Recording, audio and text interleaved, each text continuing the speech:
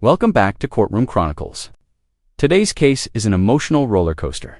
Betrayal, second chances, and a judge who doesn't pull any punches.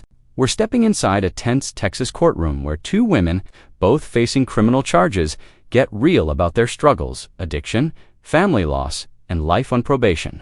But as one pleads for rehab and the other stands accused of violence, this judge delivers one of the most unfiltered speeches you'll ever hear from the bench.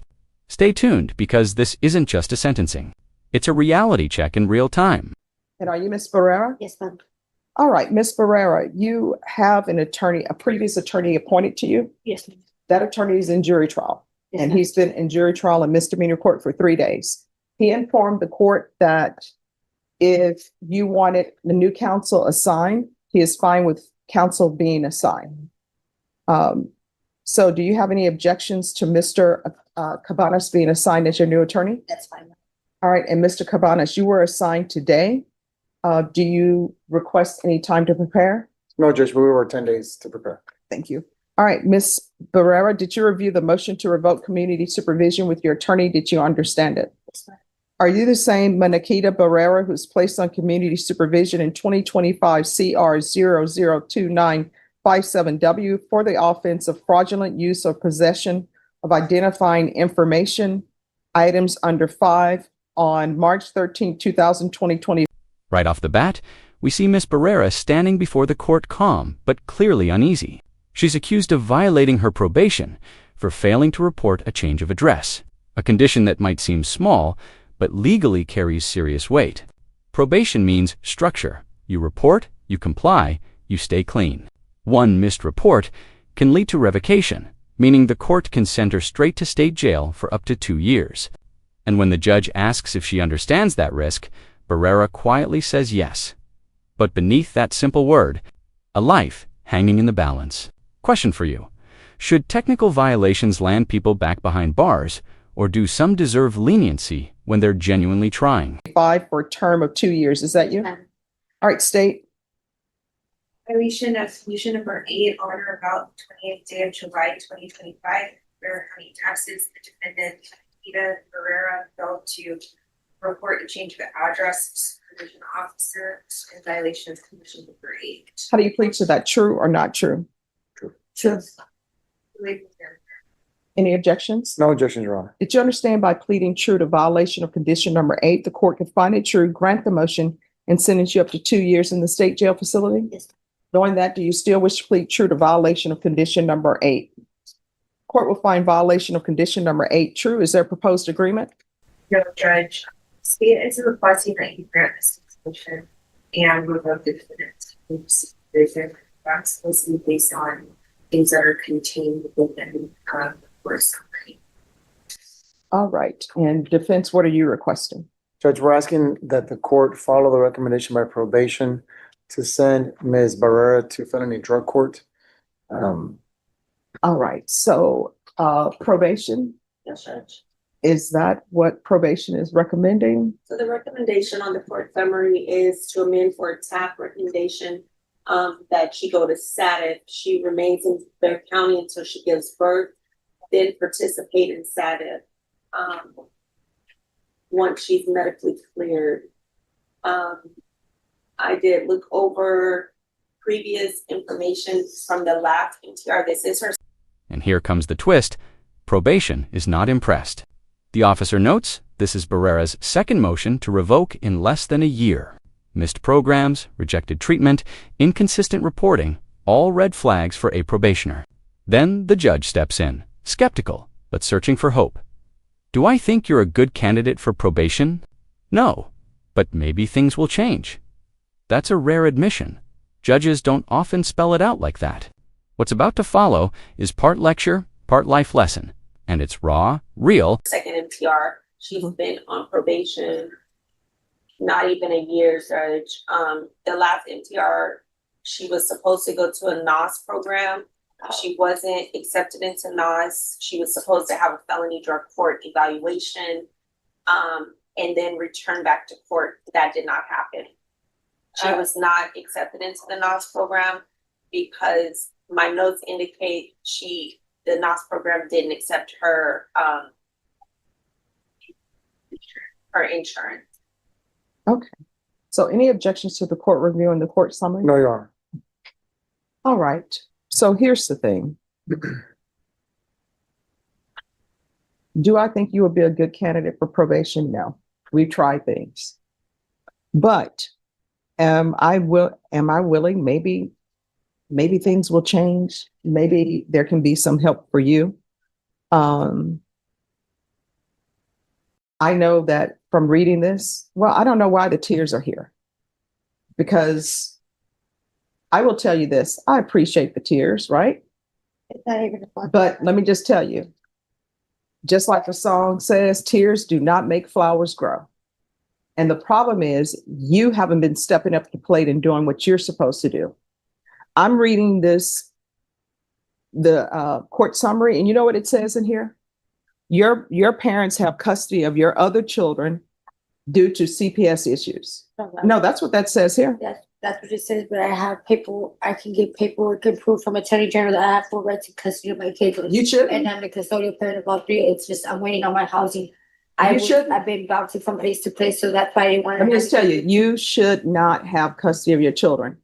And this is what I don't understand. And I want you to internalize what I'm saying. I'm not trying to be mean, but people are just going out here having children, have no means to financially support them. According to this, you have 3 other children. So when I would do CPS cases, you know what I would tell my clients? I'm like, look, I'm going to give you a pass on your first child. Maybe you don't know, nobody told you how babies are made, right? So I'm going to give you a pass for that.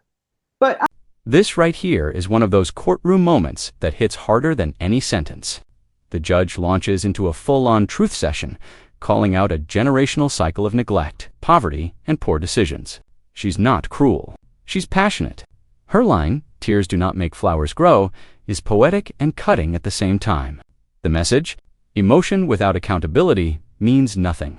And when she tells Barrera that she shouldn't have custody of her kids until she proves she can support them, you can hear the silence echo through the room.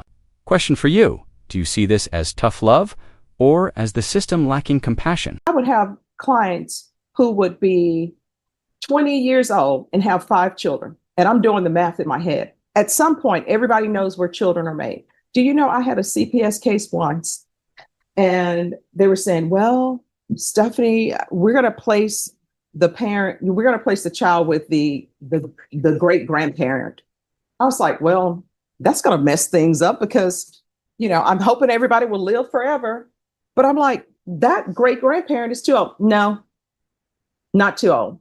On the CPS side, we have grandparents who are like 40. I actually represented somebody once. I was representing the baby. And you know how old that baby's mom was? 12. People out here just running around, having children, not giving them any idea of what life is all about, just procreating. And here you are, you're out here just procreating. And you have no means to support. Oh, I'm placing my children with my grandparents because I don't want to be bouncing from place to place because I don't have a place to stay. Whose fault is that? Yours? Get a job. People always will find a place to make a baby, but they don't have a place to support their children. Now your children are with the maternal grandparents, and trust me, grandparents, guess what they want to do? They just want to be the fun grandparent. There are no rules here. I'm going to spoil my grandbabies and then send them back home to you. But they can't because you're not doing anything. I've actually been waiting on my housing, Miss. Now, here's the thing. You're waiting on housing. Guess what? You're not providing that housing. The government is providing housing, which means taxpayers are providing housing. And I got news for you. There's a government shutdown. And I don't know why you would choose to get pregnant, because people know how babies are made, when you don't have your life together. And you don't even have your 3 children with you. Now you're crying before me because you don't want to go to the state jail facility. And let me just tell you, I would send you for 2 years, right? And you know what would end up happening? You would be at the state jail facility. And when your baby was born, somebody would be right there to pick up your baby. Somebody in the form of the state, Child Protective Services. And either it would be placed with your maternal grandparents, but your mom may say, you know what? I can't take any more children. And then you know what ends up happening? Then your siblings are separated. Because somebody will adopt your baby. Your attorney will tell you, guess what? It's always easy to get a newborn baby adopted because you know why? People are looking to adopt children. Guess what they figure? There isn't too much damage that a parent could have done to this child unless they were using drugs while they were carrying the child. They are ready to go and take that baby. And you know, on the CPS side, when you place children with foster parents, they're just supposed to foster. We're going to be here. We're a stopgap for the parent. The parent's going to get their life together. But you know what really happens? Foster parents fall in love with the children. Next thing you know, they're hiring an attorney, and that attorney is filing motions so that they can adopt your child and your rights can be terminated. And then that's how you have a bunch of people walking around on the planet, don't even know they're related because people like you are just procreating. And then you come before me crying because you haven't done what you're supposed to do. So I'm going to give you a choice. Do I think you will be successful on this probation? Absolutely not. But, you know, I can be proved wrong. I don't have a crystal ball. Now, the crossroads moment. The judge lays it out: 2 years in state jail or inpatient rehab under felony drug court. In other words, punishment versus rehabilitation. This is where criminal justice walks the tightrope. Do you protect society by locking someone up, or protect the future by giving them a second chance? Barrera chooses rehab, but even that comes with risk. The judge warns she's on thin ice and under full supervision. It's rare to see such transparency from the bench. This is accountability in real time. I can send you, let you do your two years at the state jail facility now, or you're going to stay at the jail till you're ready to be transferred to inpatient treatment or felony drug court. And I can tell you, felony drug court, they have said that they're down a probation officer, so they can't take as many people or accept as many people as they normally would. So that's where we are. But suffice it to say, you're not going to be with your child. So either you're not going to be with your child because you're going into the state jail facility for 2 years, or either you're not going to be with your child because you're going to be in inpatient treatment. And with your child, if your grandparents don't pick up your child from the prison of the Bexar County Jail, Child Protective Services, they're going to be called anyway. They're going to do an investigation to see if it's appropriate for your child to go with your maternal grandparents. And if they say no, then CPS will have custody of your child. And I see in here where your mother don't even know where you are. Spoke to mom who stated she hasn't seen her daughter, but I'll tell her to call probation if she finds her. So instead of you helping your mother with your children, you're just out here procreating. So which do you prefer?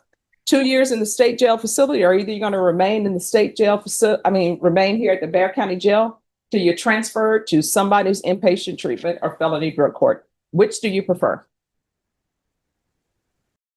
I would like to try to get rehab or drug court now. All right. The court is going to deny the motion, alternate amend conditions. She's to remain in custody for a transfer to felony drug court. We're going to do an updated TAP. And regardless of what the TAP says, it's going to be inpatient treatment. And once she's released, there's going to be field visits until further notice. Is there anything else? Not from defense counsel, Judge. All right, we can go off the record. So do not come to me. If you're back here again for this, don't come because you're wasting your tears, not helping flowers grow. You understand? All right. If you graduate from felony drug court, I'll come to your graduation. Can I say something? Sure. The only thing is I waited 9 weeks before I was notified that the rehab nurse had rejected me. I do have Medicaid. I'm not understanding why they rejected my Medicaid. And I wasn't told, they never called me out. I already got my court date 2 weeks ago to reappear for an interview. If I would have, I kept asking and asking the situation. And just when you think the tension's over, it spikes again. Barrera defends herself, blaming delays and confusion with Medicaid and rehab communication. But the judge hits back with a brutal reality check. You found time to get pregnant, but not time to meet your probation officer. It's uncomfortable. Yes, but it underscores a legal truth. Probation isn't just mercy, it's a contract. When you sign those terms, your actions, not your words, decide your future. What do you think? Was the judge too harsh here? Or was this the dose of honesty Barrera needed? Was with my case today with Let me ask you this. All of your trying, you were successful in finding time to find some guy and have a baby, become pregnant. You were able to do that, but you were not able to be present for your field visits. You're not available to report to probation because they couldn't find you. You're able to do all of that. I was reporting on this case on my UA. I wouldn't show up for my report dates. No, they tried to find you. They could not. That's where I just found. So I was kicked out from where I was staying, and my belongings had got stolen. My cell phone had got stolen. That's why I wasn't able to receive the phone call. but here's the thing. You are able to contact someone so you could have a baby and become pregnant. I was already pregnant by the time I got out to probation. Mm-hmm. All right, good luck to you. Court is calling 2025 CR 008879 State versus Brandy Mendoza. Could I have parties announced for the record? Lauren Espinosa for the state. Donald Wilson for the defense. And are you Miss Brandy Mendoza? Counsel, have you received all discovery? Did you review it with your client? Yes, I have, Your Honor. Court will find that the state is in compliance with discovery. Ms. Mendoza, did you review the application for community supervision with your attorney? Did you understand it and sign it? You're going to need to speak up so the court reporter can hear. Yes. All right. And did you review the true bill of indictment with your attorney? Did you understand it? Yes, Your Honor. Counsel, do you waive the reading of the indictment? Yes, I do. State, are you proceeding on the indictment as presented? Yes, Your Honor. Did you review the court admonishments with your attorney? Did you understand it and sign it in all the appropriate places? Your Honor.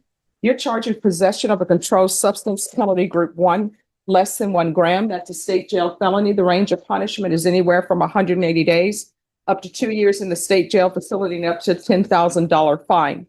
If you have a plea with the state, the court does not have to follow your plea. If for any reason the court does not follow your plea and gives you more than you bargained for, the fact that you entered a plea will not be used against you, and you will be allowed to withdraw your plea. Did you understand? Yes, Your Honor. You have a right to jury trial, a right for you or your attorney to cross-examine and confront any witnesses. The state would call in the right to remain silent. By entering this plea, you're giving up those rights. Did you intend to give up those rights and enter into a plea in this case? Yes, Your Honor. Counsel, has your client been able to provide you with any defenses? Yes, she has. Do you believe she has a rational as well as a factual understanding of the charges against her? Yes, I believe so. Do you believe she's currently competent and was legally sane at the time of the offense? Yes, Your Honor. Ms. Mendoza, has anyone threatened you, coerced you, or placed you in fear to get you to enter the plea? No. Anyone promised you anything other than the plea? No. Are you satisfied with the way you've been represented? Yes, ma'am. If you're not a U.S. citizen, by entering this plea, you will be deported, denied naturalization, and reentry. Did you understand? Yes, Your Honor. Court will find that defendant has knowingly and voluntarily waived her right to jury trial. Did you review the plea bargain page with your attorney? Did you understand it? Yes, Your Honor. According to the plea, punishment is to be assessed at 2 years in the state jail facility. There's an $800 fine. State recommends community supervision. They will take in consideration 2025 PF 18457. Did you understand that to be the plea? Yes, Your Honor. Defense? Yes, Your Honor. State? Yes, Your Did you review the waiver of appeal paragraph with your attorney? Did you understand it and sign it in both places? Yes, Your Honor. By signing that, you're waiving your right to appeal. The only items that can be appealed are written pretrial motions that have been filed, heard, and ruled upon by the court. Did you understand? Yes, Your Honor. Counsel, are there any such motions? No, Your Honor. Outside the agreement, the state is recommending that your community supervision be for a term of 2 years. There be a TAP evaluation, no harmful or injurious contact with Julia Ramirez, the DOEP course, regular random UAs, and the MRT. Did you understand those are recommendations from the state and the court does not have to follow those recommendations? Yes, Your Honor. Then to the offenses charged, how do you plead? Guilty, not guilty, or no contest? No contest. State any evidence? Yes, Your Honor. State offers States Exhibit 1 and all attached. No objection, Your Honor. All right. Did you review the waiver and consent with your attorney? Did you understand it and sign it in all the appropriate places? Yes, Your Honor. Again, did you understand you have a right to jury trial, a right for you or your attorney to cross-examine and confront any witnesses the state would call in the right to remain silent? Yes, Your Honor. Did you understand that today the state will be presenting evidence in the form of witnesses' statements and police reports But most importantly, there'll be no live testimony. Did you understand? Yes, Your Honor. Court will find that defendant has knowingly and voluntarily waived and consented to stipulation of testimony and stipulations. Court will accept into evidence states exhibits 1 and attachments and view the same. Yes, Your Honor. All right, after reviewing states exhibits 1 and attachments, the court will find there's sufficient evidence to find you guilty, and the court will find you guilty. Are you proceeding with sentencing? Yes, Your Honor. Anything you wish to say on behalf of your client? Judge, one, we just asked the court to go along with the agreement with one, I guess, issue on the fine. She's, as you can see, she broke her leg and she's recently had surgery and spent almost a month in the hospital. She's not going to be able to put any weight on that leg for somewhere between 8 and 12 weeks. If we can at least delay starting making payments on that or probate some of that or something like that to give her some breathing room before she goes back to work, we would ask that. But otherwise, we'd ask you to approve and agree with our agreement on the plea for the probation. All right. Was the leg broken, removing the AC and climbing through the window? Is this something else? No, something else. I just happened recently. All right. And why is there a request for no harmful or injurious contact with Ramirez? Judge, there was another case that has been already dismissed that was family violence disturbance or that sort of thing that has been dismissed. And so the state is being overly cautious. Well, here's the thing. When I'm reading the police report, when the police came out, you said that you were homeless, you don't live there. So when there are relationships and you get to the point where police are being called out, people are removing AC units and going through windows and people are fighting each other, that's not a good relationship. And what usually happens is no problems have been solved. People just ignored it. And then the fact that you think somebody's cheating is going to rear its head and you're not going to be successful at this probation. So unless this person comes to court and tells me they want contact with you, Judge, he is present. oh, well, I will hear from that person. It's not saying that I'm going to allow contact, but I'll hear from them. Are they the person who brought you down here today? All right. So I don't understand why they're here then. How did they know you would be here? Well, she knew about the case. Okay. Yeah, because I will tell you what I'm reading in here. You said that you don't live together. You said that she was cheating on you. I don't. She lives with her mother and Okay. So are you all still in a relationship? Yeah. All right. So she doesn't need to have contact with you because you all are no longer in a relationship. I would like to be in her life though and start. Yeah, here's the thing. You're going to have to work on yourself. And let me just tell you why I do this. I don't do this to be cruel, but if you have someone that you get to the point where you all are physically fighting each other, that's not a good relationship. I always tell people this, and I know it's hard to do because hearts are involved, but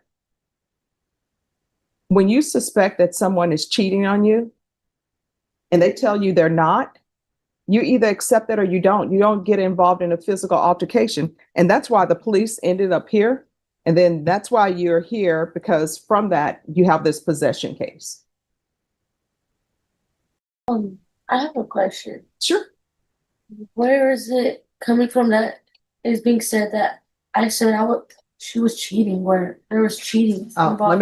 Let me tell you what it says in the police report. I was dispatched to the location for a disturbance. Upon arrival, I made contact with the victim, that's Ramirez, who informed me she was holding your keys and phone hostage due to you having her wallet with her social and ID inside. Victim stated that suspect had been allowed to stay at the listed residence for a month now, and they have had an intimate relationship together. I tried to solve the matters by having each party give what they claim the other took. Suspect, that's you, informed me she did not have the victim's wallet. I spoke with the victim and began gathering the story and was informed that her wallet had gone missing from where she normally places it, and that after she stepped away, it was gone. Victim was adamant that it was you who took the wallet. Victim then elaborated on her grabbing suspect's keys and phone and locking suspect outside the residence. Victim proceeded to state that suspect made entry to the house by removing an AC unit and climbing in. Suspect proceeded to grab a hold of victim, leaving visible injuries. Suspect proceeded to punch victim on the left side of her face twice with a closed fist. I observed visible injuries to victim's left cheek. Suspect then grabbed victim's shirt and began aggressively pulling it, leaving a large scratch on the left side of the victim's neck. Victim stated she defended herself to get suspect off of her. The two parties then separated and called for police. Victim refused to cooperate initially with the police in regards to photographs, paperwork, and statements. Suspect informed me nothing physical happened and she did not live with the victim. Suspect then stated that she was homeless. I was then provided with the story of suspect, that's you, demanding to see victim's phone due to some suspicions of victim cheating on her. This is what initially created the argument between both individuals. So that's where I get that. So this is what the court is going to do. There's going to be an $800 fine that will be probated. 2 years in the state jail facility, suspended and probated for 2 years. Regular reporting by Zoom or in person. Take in consideration 2025 PF 18457. TAP evaluation out of custody, follow TAP recommendations. There's to be no contact with Julia Ramirez. Do you have any children? Yes, ma'am. What are their ages? 7 and 10. Do they live with you? Currently, no. Is Child Protective Services involved?